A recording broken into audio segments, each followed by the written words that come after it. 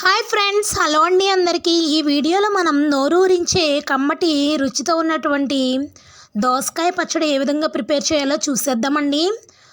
మన అమ్మ వాళ్ళు, అత్తమ్మ వాళ్ళు ఏ ప్రొసీజర్లో అయితే దోసకాయ పచ్చడి చేసేవారో అదే ప్రొసీజర్లో అయితే ఈ వీడియోలో ఎలా చేయాలో మనం చూసేద్దామండి. ఈ పచ్చడి ఈ విధంగా చేసినట్లయితే టేస్ట్ అనేది చాలా బాగుంటుంది. అదేవిధంగా ఇప్పుడున్న జనరేషన్కి పచ్చడి ఎలా చేయాలి, దోసకాయ పచ్చడి పచ్చి దోసకాయలతో చేయాలా, లేకపోతే దోసకాయలు ఉడకబెట్టి చేయాలా, ఇలాంటి డౌట్స్ అయితే కామన్గా ఉంటాయి. సో ఆ డౌట్స్ అన్నీ కూడా ఇప్పుడు ఈ వీడియో చూస్తే మీకు అన్నీ క్లారిటీగా ఒక ఐడియా వస్తుందండి. దోసకాయ పచ్చడి ఏ విధంగా ప్రిపేర్ చేయాలి ఇప్పుడు ఈ వీడియోలో మనం చూసేద్దాం.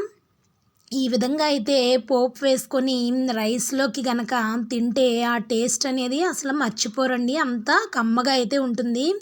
మొత్తం రైస్ అంతా కూడా కర్రీస్ అన్నీ పక్కన పెట్టేసి పచ్చడితోనే రైస్ మొత్తం ఖాళీ చేసేస్తారు. అంత బాగుంటుంది.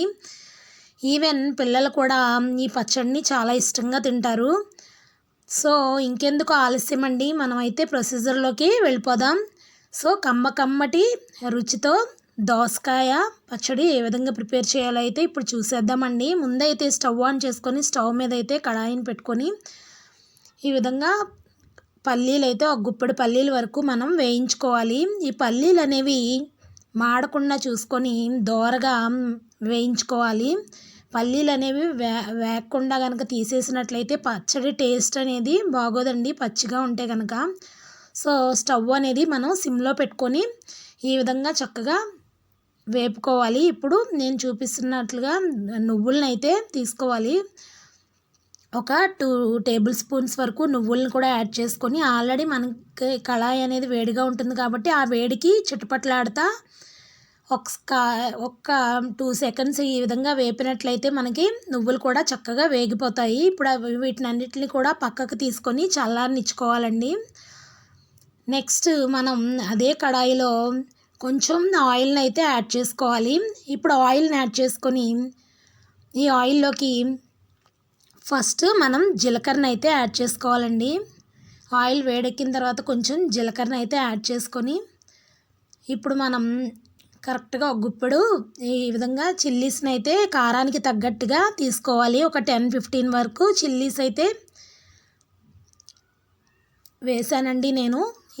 ఈ పచ్చిమిర్చి అనేవి కరెక్ట్గా వేసుకుంటే పచ్చడి టేస్ట్ అనేది చాలా బాగుంటుంది. ఇక్కడ 2 మీడియం సైజు టొమాటోస్ని అయితే ఈ విధంగా అయితే పెద్ద పెద్ద ముక్కలుగా కట్ చేసుకొని ఇదే పచ్చిమిర్చిలో అయితే వేసేసుకోవాలి. ఇవన్నీ కూడా మంచిగా వేయించుకోవాలి. మనకి ఈ టొమాటో అనేది కాసేపు మగ్గితే సరిపోతుంది. ఇప్పుడు నేను చిన్న లెమన్ సైజ్ అంత చింతపండుని, అదేవిధంగా వెల్లుల్లి రెబ్బలను కూడా ఒక 5-6 వెల్లుల్లి రెబ్బలను కూడా యాడ్ చేసుకోవాలి. ఇదే ఆయిల్లో మొత్తం అన్నీ కూడా బాగా దగ్గరికి మగ్గించుకోవాలండి.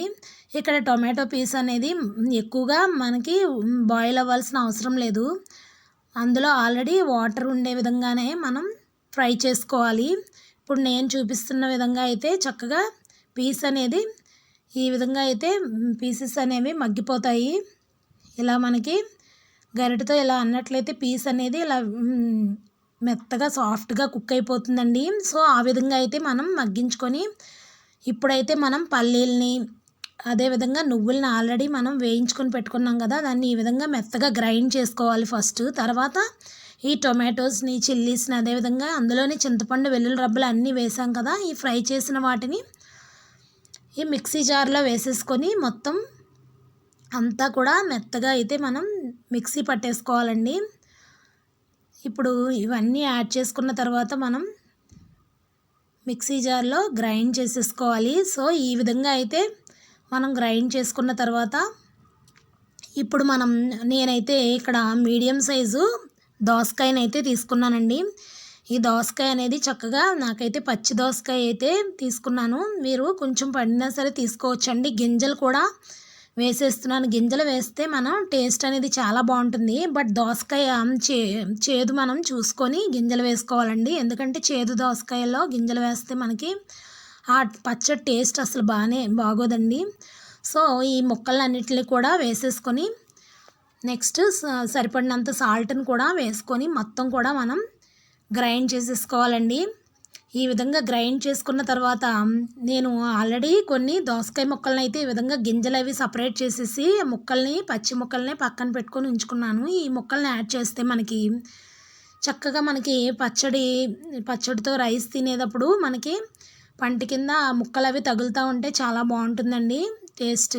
అదేవిధంగా ఆనియన్స్ని కూడా ఈ విధంగా అయితే చిన్న చిన్న పీసెస్గా కట్ చేసుకొని వేసేసుకోవాలి.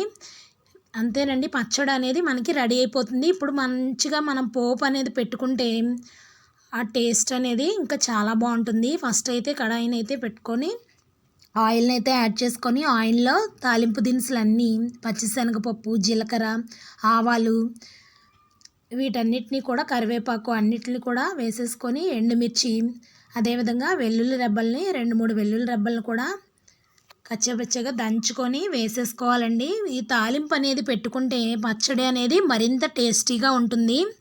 సో ఎండుమిర్చిని కూడా నేను ఈ విధంగా కట్ చేయకుండానే వేసేస్తున్నాను. చాలా బాగుంటాయండి. మనం పచ్చడిలో ఎండుమిర్చి అనేది నంచుకొని తింటే కనుక టేస్ట్ అనేది చాలా బాగుంటుంది. ఆల్రెడీ దోసకాయ పీసెస్ కూడా మనం వేసాం కాబట్టి ఆ పీసెస్ కూడా మనకి టేస్ట్ చాలా బాగుంటుంది.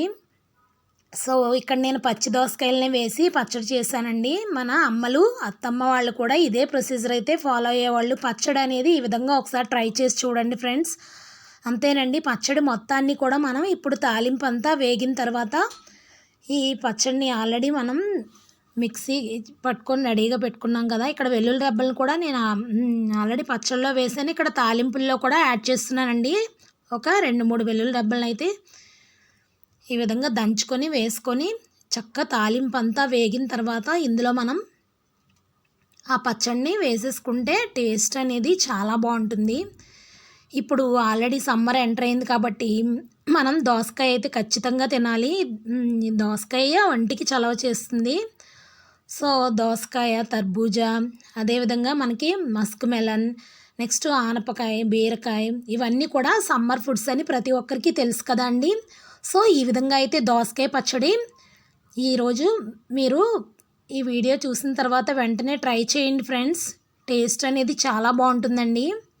సో ఈ రెసిపీ కనుక మీకు నచ్చినట్లయితే మీ ఫ్రెండ్స్కి, ఫ్యామిలీ మెంబర్స్కి కూడా షేర్ చేసి తప్పకుండా నా వీడియోకి అయితే ఒక చిన్న లైక్ ఇచ్చి నా ఛానల్ అయితే సబ్స్క్రైబ్ చేసుకోండి ఫ్రెండ్స్. అదేవిధంగా అందరికీ కూడా మహిళా దినోత్సవ శుభాకాంక్షలు అండి.